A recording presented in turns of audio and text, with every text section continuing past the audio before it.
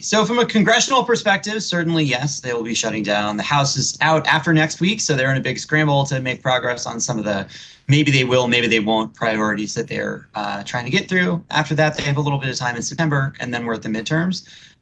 The executive branch, a little bit different. President Trump's pace of activity has certainly been impressive, and they're going to do everything they can to keep generating headlines through the summer.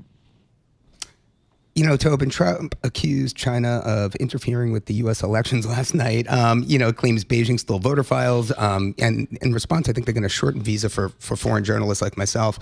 I'm sure we'll be impacted once there's a tit for tat. Talk to us a little bit about what this is all about as we kind of approach midterm season.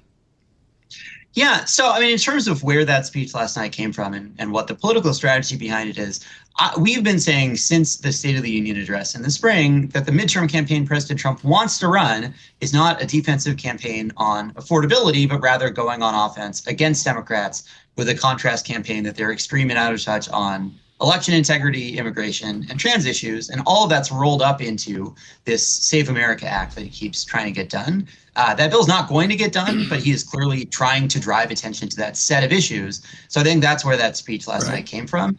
In terms of how China's going to retaliate, they're pretty used to hawkish rhetoric coming out of D.C. So as long as there's no actual concrete retaliatory follow through, they're probably okay.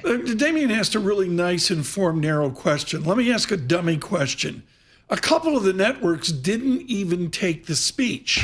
Is this a big deal, Tobin, or not? Should I actually focus on this like Damien has, or do I move on to Spain and Argentina? Yeah, I would not recommend focusing much on this. Substantively, like the China claims largely are that they access data files. These voter files are publicly accessible. They're commercial vendors selling them. Even if they violated the terms of service, that's not a big deal. So no, I think that this will not be driving markets.